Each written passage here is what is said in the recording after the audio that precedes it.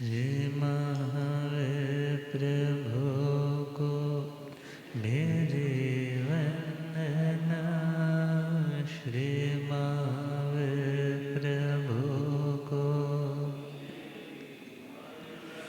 वंदना वंदना वंदना वंदना वंदना वंदना वंदना। मुझको तारो प्रभु तारे जो चंदना। मुझको तारो प्रभु तारे जो वंदना वंदना वंदना वंदना वंदना वंदना।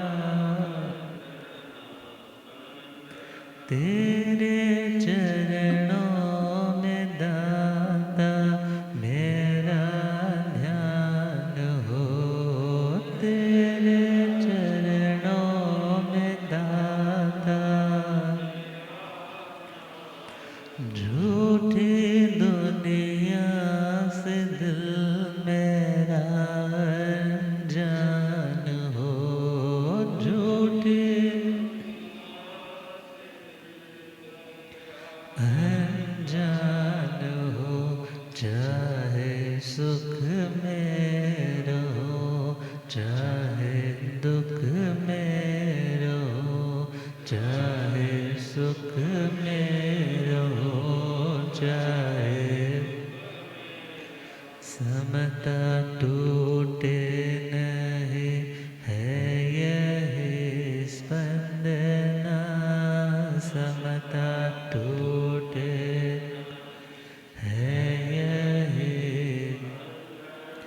वंदना वंदना वंदना वंदना वंदना वंदना।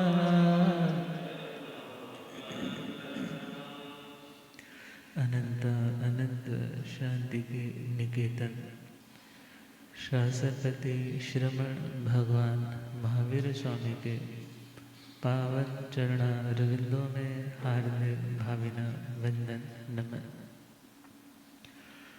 मेरे अंधेरे जीवन को रोशनी प्रदान करने वाले परम उपकारी आगम ज्ञान के भंडार आगम ज्ञाता आगम पुरुष जिन शास्त्र रतन हिमाचल के श्री उपाध्याय भगवंत श्रद्धे गुरुदेव श्री जितेंद्र मुनि जी महाराज साहब के पावन चरण कमलों में हार्दिक भावना वंदन नमन।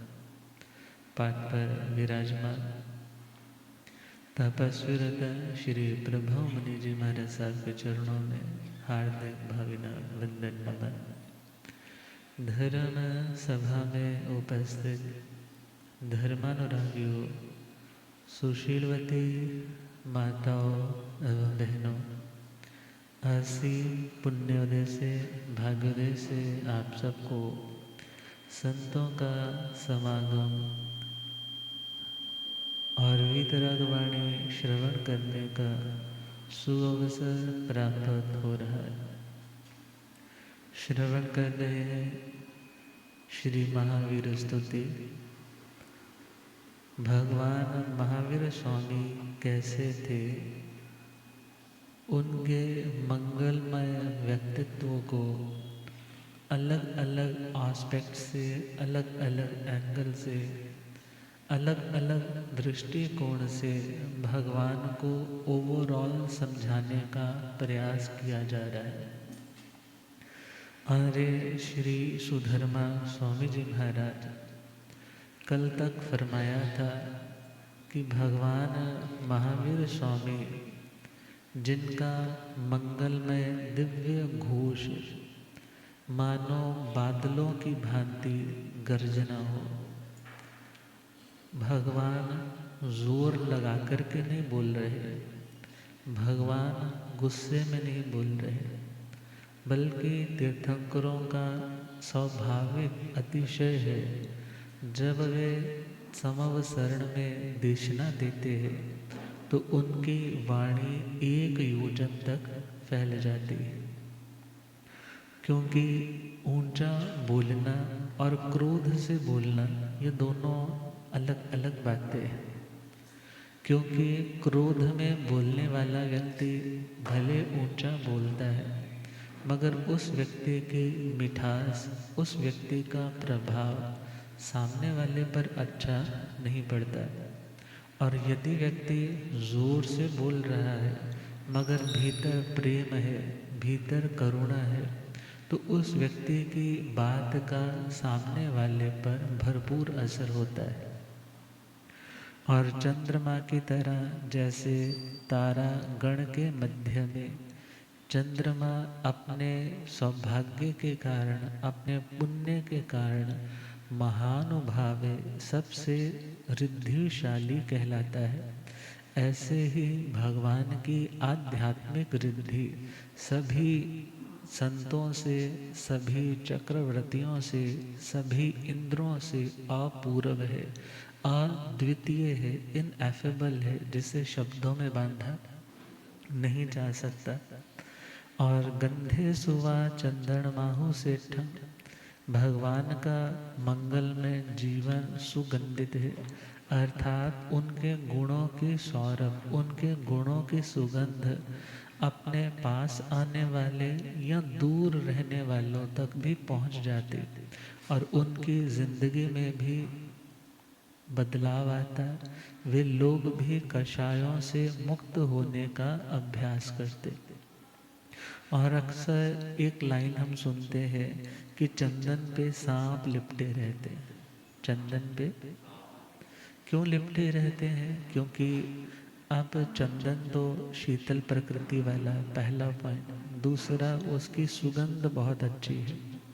अब जो सांप है उसके पास जहर के अलावा कोई उत्तम चीज मणि हो सकती है, वो किसी किसी की, मगर जिसके पास जहर ज़्यादा है, अब उस जहर के कारण वो व्यक्ति खुद परेशान रहता है, खुद अंदर से बेचैन रहता है और किसी के अस्तित्व को स्वीकार नहीं कर पाता।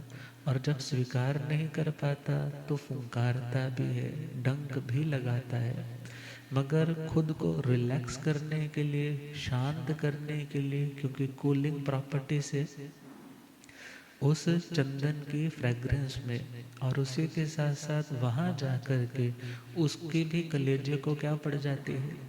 ठंड पड़ जाती है। इसी प्रकार देखिए, जो दुनिया से आहत है, जिनके अंदर अभी मानो नाग माया को भी बोल देते हैं, बोलते हैं ना माया की नाग। अब जो दुनिया के लोग दुनिया की वासनाओं से रचे पचे हैं, 4 कषायों के काले नाग जिनके अंदर फुंकार रहे हैं, मगर जब भगवान के श्री चरण युगल को वो थाम लेते हैं तो उनकी तपश भी शांत होने लग जाती, उन्हें भी ठंडक मिलने लग जाती है। और कहा जाता है, जो रहीम उत्तम प्रकृति का कर सकत कुसंग, चंदन विश्व व्यापे नहीं लिपटे रहत भुजंग। रहीम खान जी ने लिखा है कि यदि कोई व्यक्ति उत्तम प्रकृति का है, वास्तव में अच्छा है, तो बुरे लोग उसका कुछ भी बिगाड़ नहीं सकते। जैसे चंदन का वृक्ष है, अब उसके ऊपर कितने सारे सांप लिपटे रहते हैं, मगर उन सर्पों का जहर उस वृक्ष के ऊपर कोई असर। ऐसे ही भगवान की जिंदगी में बुरे लोगों की बुराई एंटर नहीं करती। अक्सर क्या होता है, हम जैसे माहौल में जाते हैं वैसे ढलने लग जाते हैं। हम व्यक्ति के व्यक्तित्व से भी प्रभावित होते, हम वातावरण से भी प्रभावित होते, मगर जो उत्तम आत्माएं हैं वो अपने स्वभाव में ही रहती है। वो अपने स्वभाव में रहते हुए दूसरे को तो प्रभावित करती है, मगर किसी और के प्रभाव में आकर अपने उत्तम स्वभाव को छोड़ती नहीं। तो भगवान का मंगलमय जीवन मुनियों के मध्य में जो अपढ़िन्न माहु अर्थात अप्रतिज्ञ थे, ऐसी कोई भी प्रतिज्ञा, ऐसा कोई भी निदान वो नहीं करते थे, क्योंकि उन्होंने देख रखा है ना विश्व भूति के भव में निदान किया था। कौन से भव में? बात छोटी सी थी कि भाई जब घर में थे तब भी उसने जाल साजी की, और जिस उद्यान में वो अपनी पत्नियों संग क्रीड़ा कर रहे थे तो वो उसने षड्यंत्र के माध्यम से कैप्चर करवाया और इन्हें बोला युद्ध के लिए तैयार हो जाओ, युद्ध भूमि में जाना है। मगर जब जाकर के देखा कि युद्ध भूमि तो कुछ है ही नहीं, जब लौट कर आए तो पहरेदारों ने मना कर दिया कि अब आप इस गार्डन में एंटर। गुस्सा आ गया। अब ऐसा क्रोध आया, देखा कि रिश्ते भी सच्चे नहीं है, अपने ही छलने लग जाते हैं। तो उन्होंने संतों के पास जाकर के जैन भागवती दीक्षा अंगीकार कर ली। क्योंकि कई लोग रोषा प्रव्रज्जा भी लेते हैं, रोष में आकर के साधु बन जाते हैं। घर वाले आते हैं, मनाते हैं, गलती भी मानते हैं, तुम लौट चलो, तुम जैसा कहोगे वैसा करेंगे। वो बोले कि मैं अब क्या लूँगा, दीक्षा ही लूँगा, दीक्षा में ही स्थिर रहूँगा, मेरे को आपका ये झूठा वैभव चाहिए नहीं। अब जैसे ही बहुत कुछ मनाने पर भी जब हार करके लौटे हैं तो वो साधना में तल्लीन हो जाते हैं। मांस खमण है, कभी व्रत है, कभी बेला है, कभी आठ है, कभी और लंबी तपस्या। और एक बार उधर से गुजर रहे हैं उन्हीं के भाई, वो भी शाकभूति, और जैसे ही वो अपने अंग रक्षकों के साथ घिरे हुए और उधर से वो संत उन्हीं का भाई जो तपस्या के कारण नाजुक देह वाला बन चुका है, एक गाय की टक्कर लगती है जो अभी अभी डिलीवरी जिसकी हुई है, जिसने बच्चे को अभी सद्या प्रसूत है, और जैसे ही वो आई संत में टकराई और संत धाराशायी होकर के नीचे गिर गए। जैसे ही नीचे गिरे उन्हें कोई प्रॉब्लम नहीं हुई, उन्होंने मन में सोचा कोई बात नहीं, कोई कर्म उदय में था ऐसा हो गया। मगर जैसे ही उन लोगों ने अट्टहास किया, मजाक उड़ाया, खिल्ली उड़ाई, अरे ये वही विश्वभूति है जो कभी घर में था तो किपित्थ नाम के उस वृक्ष के फलों को एक मुक्का मारता था वृक्ष पे और फलों के ढेर धरती पे बिछ जाते थे। और जैसे ये सुना ईगो जाग गई। क्या जाग गई? और जब अहम को चोट पहुंची तो अपने अहम को सुरक्षित रखने के लिए जिस प्रोटेक्टिव शील्ड को व्यक्ति यूज करता है उसका नाम है गुस्सा। उसका नाम क्या है? अब गुस्सा बहुत आया और गुस्से के कारण आज तो कुछ कर नहीं सकते थे, मगर ये बता दिया कि मेरे में शक्ति आज भी उतनी ही है। उन दोनों हाथों से गाय को सिंघों से पकड़ा और जोर से ऊपर आकाश की ओर उछाल। साधु को ये करना उचित नहीं, कितनी अयत्ना है। मगर जब अहम पे चोट पड़ी, क्रोध आया, कषाय में गए, बड़े बड़े साधु भी क्या हो गए, मगर उससे कल्याण नहीं हुआ। निदान किया कि मेरी साधना का, मेरी तपस्या का यदि कोई फल हो, आकर्षण धारा ले लिया, यदि कोई फल हो तो मैं कैसा बनूं? महाबलशाली बनूं। कैसा बनूं? अब आने वाले टाइम में महाबलशाली भी बन गए, क्योंकि साधु बनने के बाद तो देव भव के बाद वो सुनते हैं त्रिपृष्ठ का भव। कौन सा भव? अब इतनी शक्ति है, इतना उसके पास साहस है, बड़े बड़े दुर्दांत राजाओं को भी उसने हरा दिया। और वो घटना भी सुनते हैं जब एक शैया पालक की छोटी सी मिस्टेक, बड़ी मिस्टेक नहीं, छोटी सी मिस्टेक, क्या किया था उसने? रात भर वो जो म्यूजिकल इंस्ट्रूमेंट्स बज रहे थे, राजा ने ऑर्डर किया जैसे मुझे नींद आए इसको बंद करवा देना, मगर उसे तो बहुत स्वाद आ रहा था और उसने बंद नहीं करवाया। जब राजा उठा, देखा अभी तक चल रहा है, उससे पूछा तुमने बंद क्यों नहीं करवाया? बोला महाराज इन कानों को बहुत अच्छा लग रहा था, कानों को बहुत। अब गुस्सा आ गया कि मेरे को इसने कुछ समझा नहीं, इसने अपने कानों की तो सुनी मगर मेरी सुनी। अब ये भी तो एक ईगो फैक्टर है ना। अब उसकी इस गलती पे इतना क्रूर दंड पिघलता हुआ, मेल्टिंग स्टेज वाला, उबलता खौलता हुआ वो शीशा, लड नाम की धातु, उसके कानों में वो छटपटाता है, हाथ जोड़ता है, चरणों में पड़ता है, चिल्लाता है, छोड़ दो, आगे से नहीं होगा, मगर उसकी एक भी सुनी नहीं जाती। और कानों में वो शीशा डाला, तड़पते तड़पते हुए काल किया। और वो टाइम भी आया जब भगवान की साधना काल का अंतिम समय चल रहा है। और अंतिम समय में कौन सा उपसर्ग आया? बोलो। जो गवाले ने क्या डाले थे कानों में? कीले डाले।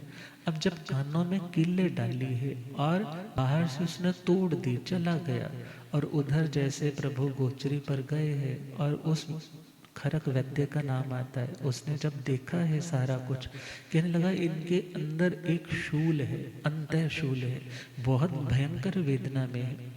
जब उनके उपचार के लिए सबने प्लान किया, साधन जुटाए, और जैसे ही भगवान को पूरी प्रॉपर थेरेपी दे करके कानों से वो निकाले हैं, और भयंकर चीत्कार भगवान के मुख से निकले। वो सारे का सारा उद्यान गुंजायमान हो जाता है। मगर जैसे ही वो निकली है, खून की धाराएं कान से बहने लग पड़ी। मगर भगवान जानते हैं मेरा कर्म मैंने बांधा, और आज मुझे भोगना पड़ रहा है। भोगे बिना आत्मा का छुटकारा नहीं होगा। और ऐसा सोच करके भगवान ने विचार किया, अब के बाद मुझे कोई ऐसी प्रतिज्ञा नहीं करनी कि जो मेरे भव भ्रमण का कारण बने। शिक्षा मिल चुकी है ना कि कभी प्रतिज्ञा की थी, कभी वो निदान किया था, मेरी करनी का फल हो तो मैं महाबलशाली बनूं। बलशाली तो बन गए, मगर अपनी शक्ति का सदुपयोग करना नहीं आया। जब शक्ति का सदुपयोग करना नहीं आया तो आने वाले टाइम में कानों में कीले ठोकी गई। और वो समय भी आया जब भगवान ने दुनिया के लोगों को सही राह पर डालने के लिए क्या कहा, यदि तुम तरना चाहते हो तो तुम्हें ऐसी कोई प्रतिज्ञा नहीं करनी जो वैर को बढ़ाने वाली हो, जो भव भ्रमण को बढ़ाने वाली हो, अदरवाइज तुम्हारा कल्याण कभी भी हो नहीं पाएगा। तो भगवान अपडिन्न माहु अर्थात अप्रतिज्ञ थे। ऐसी कोई प्रतिज्ञा नहीं जिससे कषायों की वृद्धि हो, जिससे अपने अहम की संतुष्टि या पुष्टि हो, बल्कि आत्म कल्याण के लिए उनका हर कदम आगे बढ़ता था। वीर प्रभु भगवान को कैसे जाने, वीर प्रभु उन जैसा बनने के मन में भी ठाने हो। वीर प्रभु भगवान को कैसे उन जैसा बनने के मन में। आर्य सुधर मांझे से पूछे श्री जम्बो, आर्य सुधर मांझे से पूछे कृपा करो सोरो प्रभु का जाने। वीर प्रभु भगवान उन जैसा बनने। सर्वश्रेष्ठ जो स्वयं भूरमण सागर कहलाता, नाग कुमारों में धरणेंद्र सर्वोत्तम आता। सर्वश्रेष्ठ जो स्वयं भूरमण सागर कहला, नाग कुमारों में धरणेंद्र सर्वोत्तम आता। इक्षुरस सा मीठा पानी सागर वो महा, उग्र तपस्वी मुनियों में त्यो वीर प्रभु भगवान। आत्म विजेता घोर तप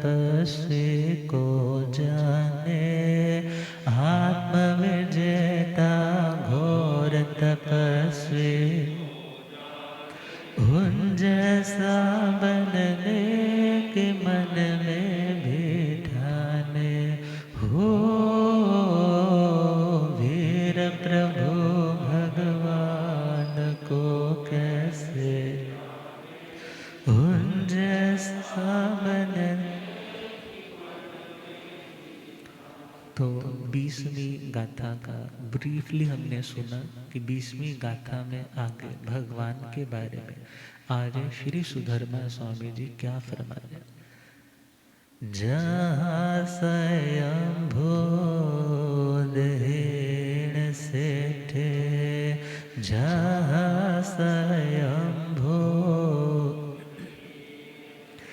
नागे सुवाधर निंद माहु सेठे नागे सुवाधर निंद माहु खोद एवा रस वे जयते तवो वहाणे मुनि वे जयते पूछे सोण समण माणाय पूछे सोण समण अगारे ढोया परते थे आया अगारे ढोया। जब किसी के बारे में पूछा जाता है कि आपके दिल में मेरे लिए कितना प्यार है, बचपन में होते थे ना, तो क्या बोलते थे, जितना सागर में पानी है। अब भगवान के हृदय में क्या कुछ है, भगवान की आत्मा में क्या कुछ है, तो समझा रहे हैं जया जहाँ स्वयंभू उदहीन सेठे। जैसे दुनिया में समुद्र तो असंख्यात है, समुद्र तो उनकी काउंटिंग हम नहीं कर पाएंगे, ढाला पाला का थोकड़ा करेंगे तो कुछ समझ आएगा असंख्यात कितना होता है अनुयोग द्वार जी सूत्र में। तो खैर जहाँ स्वयंभू उदहीन सेठे, वो स्वयंभू रमण नाम का समुद्र, जहाँ हम बैठे हैं वो तो एक आइलैंड है ना, देखा जाए वो एक द्वीप है, जम्बू द्वीप। क्या नाम है? अब जम्बू द्वीप यदि 1,00,000 योजन का है, तो यदि उसके सराउंडिंग में चले चक्रवाल की तरह ऐसे घूम रहा है, वो कौन है? लवण समुद्र। अब उसका परिमाण कितना? 2,00,000 योजन। अर्थात यदि एक द्वीप है, अगला समुद्र है, ऐसे द्वीप है और समुद्र, और डबल डबल होता रहेगा। कैसे होता रहेगा?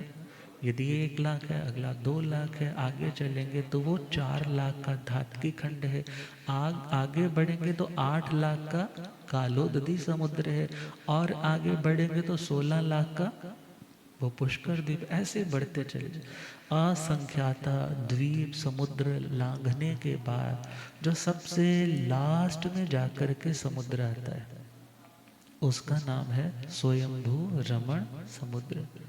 अब स्वयंभू रमण समुद्र सबसे बड़ा है विस्तार की दृष्टि से, और स्वयंभू वर्ड है स्वयंभू। स्वयंभू किसे बोलते हैं? स्वयंभू का मतलब अपने आप होने वाला, स्वयं भवति इति स्वयंभू, जो अपने आप होता है, किसी के देने से वो नहीं बनता, बल्कि वो अपनी एबिलिटी से वैसा होता है, उसे क्या बोलेंगे? स्वयंभू। क्योंकि यदि हम इन समुद्रों की बात करें, ये कालोदधी इत्यादि, अब इन समुद्रों तक तो नदियां भी जाती है ढवाई द्वीप तक, मगर और आगे बढ़े तो वहां पर नदियां नहीं गिरती, वहां पर नदियां, अब कुएं तो है, सरोवर भी है, मगर इस तरीके से नहीं जैसे हजारों नदियां इकट्ठी होकर के बोलते हैं जी कहाँ जा रहे हैं, समुद्र की ओर जा रहे हैं, बल्कि वहाँ पर स्वतः, स्वतः मतलब ऑटोमेटिकली आप काय के जीव पैदा होते हैं, टाइम ड्यूरेशन कंप्लीट होने पर चले जाते हैं।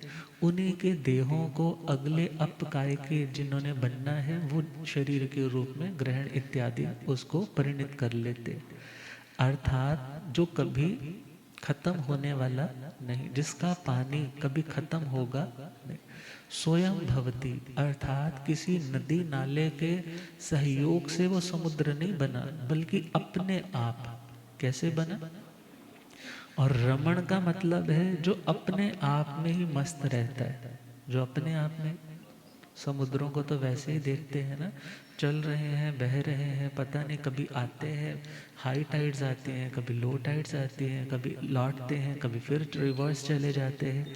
अर्थात उसकी दुनिया भी क्या है? अपनी ही। जैसे वो अपने आप में मस्त रहते हैं, उन्हें किसी के आने का कोई हर्ष नहीं, किसी के जाने का कोई शौक। तो कहा भगवान महावीर स्वामी भी स्वयंभू रमण समुद्र की भांति सेठे। सेठे मतलब श्रेष्ठ थे। अब वर्ड आता ना सेठ, बॉम्बे में चले जाओ तो गणपति जी के लिए वो क्या बोलते हैं? ये सेठ है। अब सेठ किसे बोलते हैं? जो श्रेष्ठ होता है। सेठ किसे बोलते हैं? जो श्रेष्ठ है, जो उत्तम है, वही वास्तव में सेठ है। और जो श्रेष्ठ नहीं है, उत्तम नहीं है, उत्तम काम नहीं करता, उत्तम आचरण नहीं पालता, वो नाम की दृष्टि से सेठ हो सकता है, मगर भाव की दृष्टि से सेठ नहीं।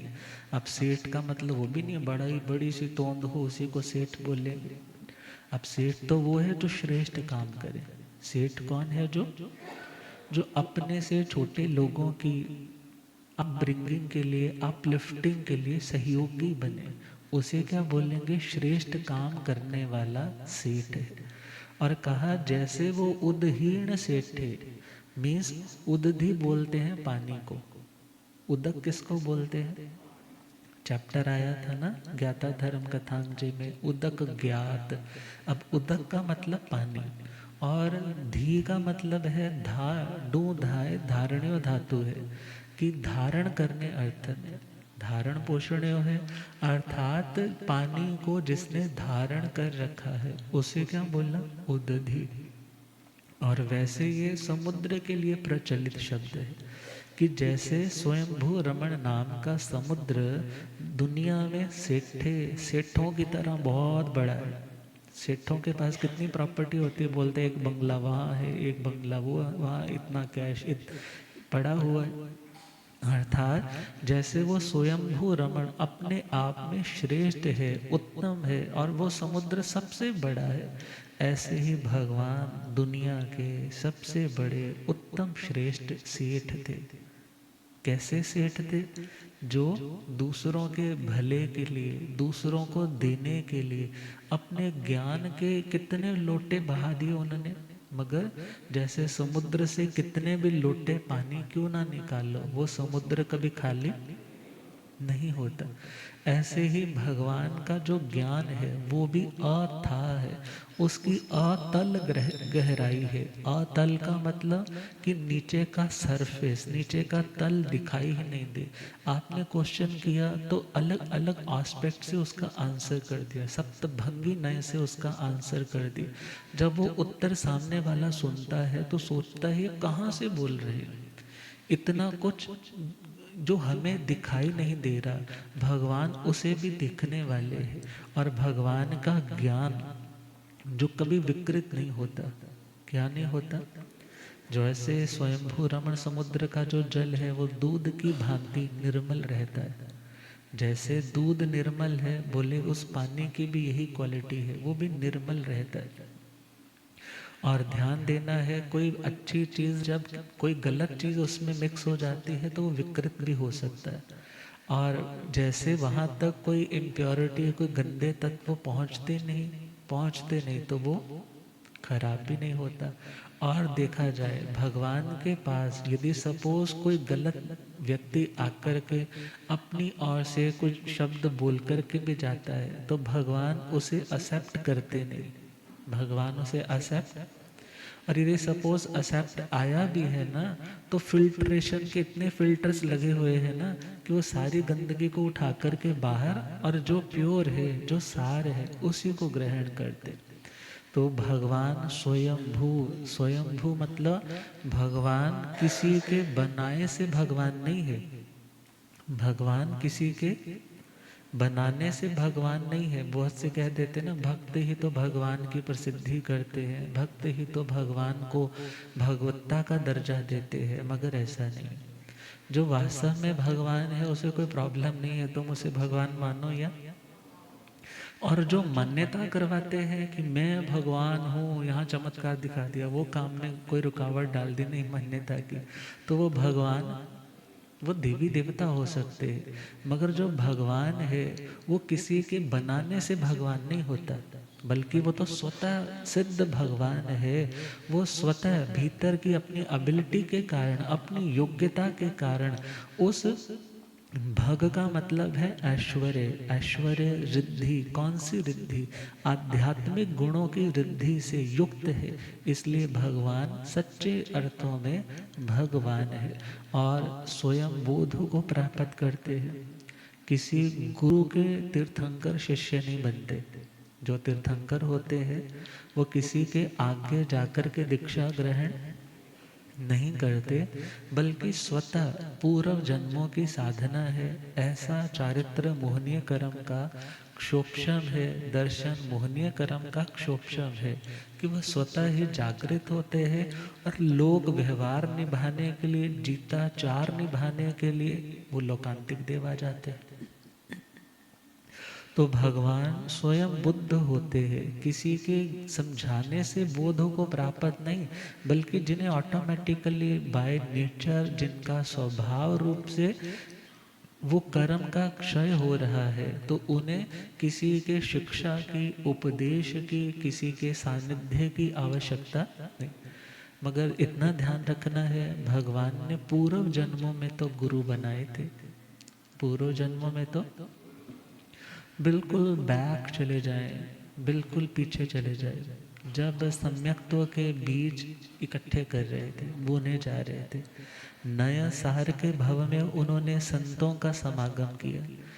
अब रास्ता भटक गए थे, रास्ता भटके हुए मुनियों को पहले तो आकर बुला करके उन्हें गोचरी पानी, भोजन इत्यादि निर्दोष बहराया, अंदर से खूब प्रसन्नता के साथ, संतुष्टि के साथ। और जब वो जाने लगे हैं तो भी रास्ता बता रहे हैं कि आप जो भटके थे वो मैं आपको राजमार्ग तक, मेन हाईवे पे छोड़ देता हूँ।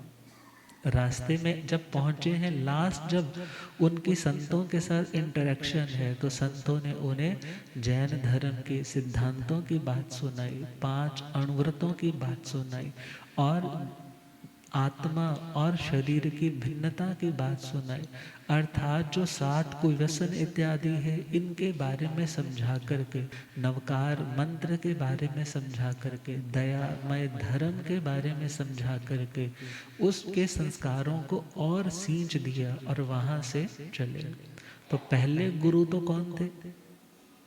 जिन्होंने कुछ हित शिक्षाएं दी थी, क्योंकि जो हमारे गु का मतलब है अंधकार और रू का मतलब है दूर कर दे, और चले तो जो हमें गुप्त रहस्य बताए मोक्ष में जाने के, जो हर किसी के साथ शेयर नहीं किए जाते, अर्थात उसे भी गुरु बोला जाता है। और गुरु हैवी को भी बोला जाता है, जिसका दर्जा बहुत भारा होता है, जिसकी ड्यूटी बहुत हैवी होती है, क्योंकि शिष्य को तो कोई लेना देना नहीं ना। जैसे घर में माता पिता बड़े होते हैं, तो घर में क्या हुआ, क्या प्रॉब्लम है, तो सब चीज़ का निपटारा किन्हें करना रहता है, सारा बोझ किनके कंधों पे रहता है। बच्चे तो बड़े आराम से, और सपोज अचानक किसी के पिता की डेथ हो जाती है ना, तो पता चल जाता है कि पिता की रिस्पॉन्सिबिलिटी क्या होती है। अर्थात जिनकी हैवी ड्यूटी है, जिनकी ड्यूटी कैसे है, जिनकी ड्यूटी बहुत हैवी है, और उन्हें भी क्या बोला जाता है, गुरु बोला जाता है। तो कहा वो पहले गुरु थे, फिर आगे बढ़े तो फिर उनके दूसरे गुरु कौन थे? भगवान आदिनाथ जी। कौन थे? मरीचि के भव में आए तो कौन गुरु बने? दीक्षा ली थी ना, भले फिर बाद में साता की उन्हें चाहना होने लग पड़ी और उन्होंने त्रिदंडी का वेश धारण करके परिव्राजक दीक्षा ले ली थी। अब विचार करना है, चलते रहे और इस भव से पूरा भव की बात करें, भगवान के इस भव से पूर्व भव की बात करें तो देवलोक का, उससे पूर्व की बात करें तो नंदन का। कौन सा भव? अब वो नंदन के भव में भगवान ने 1,00,000 वर्ष तक तपस्या की। कितने? और कौन सी तपस्या की? मास खमन पारना, 1 दिन पारने का, 1 महीना अनाहार तपस्या, कोई पानी नहीं, निर्जल तपस्या और पारणा। भले निर्जल तपस्या की धारणा नहीं है, मगर उस टाइम अक्सर सत तपस्या कैसी चलती थी? निर्जल चलती थी। और 11,00,000 से ऊपर तक के मांस खमण आ जाते हैं। इतनी लंबी उन्होंने तपस्या की। तभी तो लास्ट वाली पंक्ति में क्या बोल रहे हैं? तब वो हाड़े मुनि वे जयंते, जो तपस्या के क्षेत्र में भी मुनियों में सबसे उत्कृष्ट तपस्वी थे।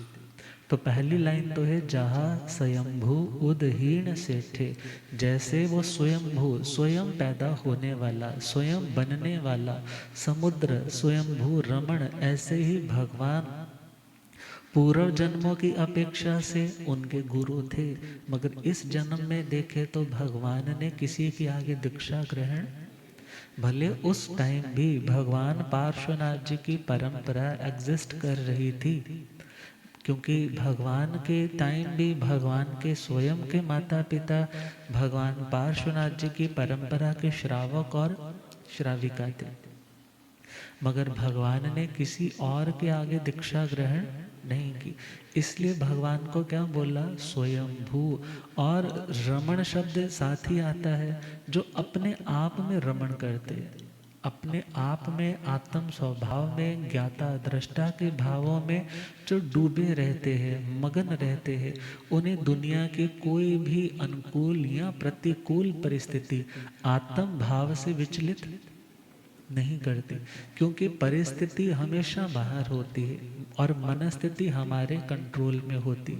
हर बार परिस्थिति हम चाहें तो इंस्टेंटली चेंज नहीं कर सकते, मगर हाँ, अपनी मनस्थिति को तो इंस्टेंटली चेंज करना, खुद को पॉजिटिव रखना, ये किसकी चॉइस होती है? ये अपनी चॉइस है। क्योंकि ज़्यादा स्ट्रेस में आएंगे तो नया रोग लगा बैठेंगे, ज़्यादा स्ट्रेस में आएंगे तो कोई गलत डिसीजन ले बैठेंगे, आवेश में चले जाएंगे। मगर भगवान का मार्ग कौन सा? आत्म रमण का, स्वयं में मगन रहना, अपने काम से काम रखने का। दुनिया में क्या हो रहा है जानते सब कुछ थे, मगर उन्हें किसी के किसी भी कार्य को देख करके ना तो राग आता था और ना द्वेष आता था। तो क्या लिखा? स्वयं बोध जो पाए हर पल आत्म रमण करे, कभी न सूखे ज्ञान की राशि दुनिया नमन करे। स्वयं बोध जो पाए हर पल आत्म रमण करे, कभी न सूखे ज्ञान की राशि दुनिया नमन। दूध सा निर्मल निर्विकार प्रभु का जीवन न्यारा, सब जीवों को जीने दो प्रभु वीर कथा नारा। दूध सा निर्मल निर्विकार प्रभु का जीवन न्यारा, सब जीवों को जीने दो प्रभु वीर कथा। रत्नों के रत्नाकर को जो पहचाने, रत्नों के रत्नाकर को जो उन जैसा बनने के मन में भी ठाने हो। वीर प्रभु भगवान को कैसे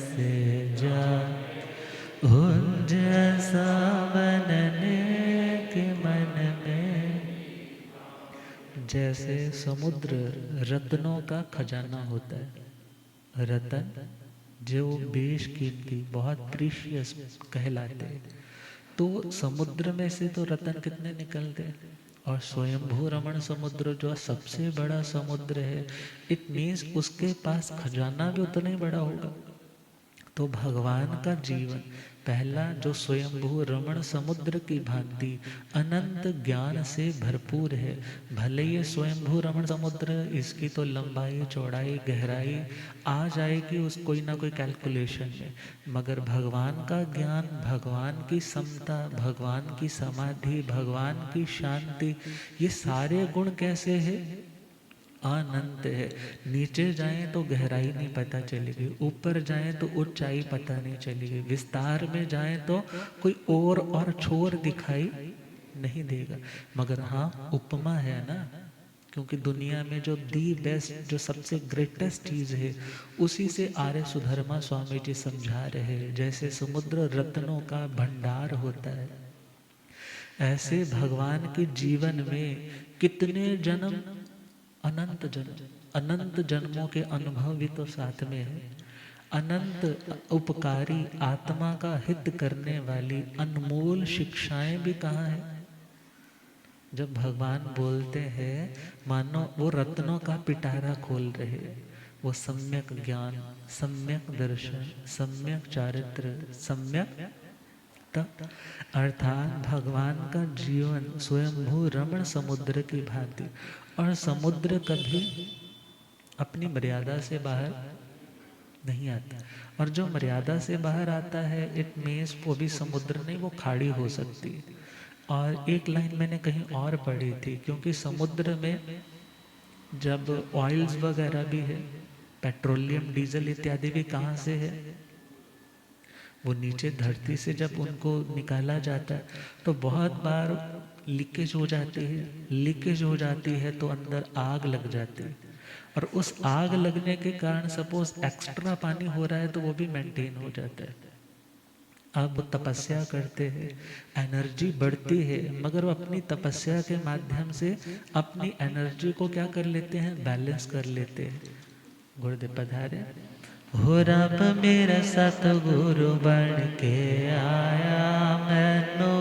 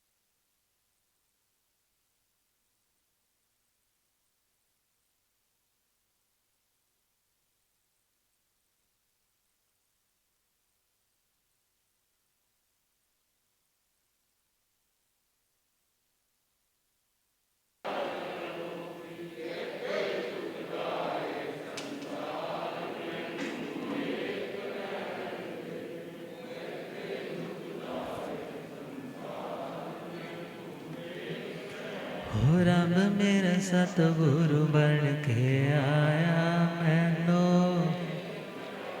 भूलिया गम ज्ञाता आगम पुरुष शास्त्रतन हिमाचल के श्री उपाध्याय भगवंत श्रद्धे गुरुदेव श्री जितेंद्र मणि जी। तो सामान्य जब समुद्रों में आग लगती है तो उसे वडवागन बोला जाता है। अब वो वडवा अग्नि जो चलती है तो उस टाइम पानी सूखने लग जाता है, जलीय जंतुओं को भी नुकसान होता है। मगर यदि हम स्वयंभू रमण समुद्र की बात करें तो, क्योंकि पानी में जो ज्वार भाटा आता है, हाई टाइड्स जो होती है, वो अढ़ाई द्वीप के अंदर वालों में तो पताल कलश होते चारों, वो पताल कलश है। मगर बाहर वाले जितने भी समुद्र हैं वहाँ पताल कलश नहीं होते, ना होने के कारण वहाँ का पानी कभी विक्षुब्ध नहीं होता, अर्थात उसमें कोई ऐसी हलचल पैदा वो तो वैसे का वैसा मेंटेन रहता है, शांत रहता है। भले 1000 योजन के वो जलचर इत्यादि भी हुए, मगर उनके भी जाने से पानी की जो निर्मलता है वो खराब सपोज होती भी हो, मगर भगवान की जो आत्मा है, बाहर यदि कोई ऐसा इंसिडेंट कुछ भी हो, मगर भगवान का जो आत्म भाव है वो जरा भी विकृत होता नहीं। जो निश्चय स्वरूप में स्थिर हो चुके हैं, मगर कैसे व्यवहारिक साधनाओं के माध्यम से।